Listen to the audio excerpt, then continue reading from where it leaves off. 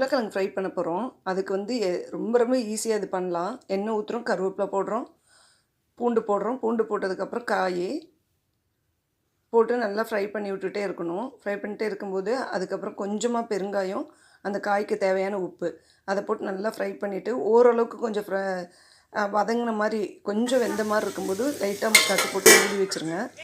மூடி வச்சு 2 நிமிஷம் கழித்து எடுத்துகிட்டு அதுக்கு வேண்டுற கறி மசால் தூள் இது என்னென்னா நான் ஃப்ரைக்குன்னே அரைச்ச பொடி. இந்த மாதிரி உருளைக்கிழங்கு ஃப்ரை, மீல் மேக்கரு, மஷ்ரூம் இந்த மாதிரி ஃப்ரைக்கெல்லாம் அது போடலாம். அதே மாதிரி சிக்கன் மட்டன் ஃப்ரை பண்ணும்போது இந்த பொடி போட்டுக்கலாம். இது எங்கள் வீட்டில் நாங்களே ஓனாக ப்ரிப்பேர் பண்ணது. உங்களுக்கு வேணும்னா நீங்கள் வாட்ஸ்அப்பில் காண்டாக்ட் பண்ணுங்கள். இந்த பொடி எல்லாத்துக்கும் போடலாம், நல்லா டேஸ்ட்டாக இருக்கும். பொடி போட்டதுக்கப்புறம் இந்த அளவுக்கு வரும்போது ஆஃப் பண்ணிட வேண்டியதான். ரொம்ப ஈஸியாக இருக்கும், ட்ரை பண்ணி பாருங்கள்.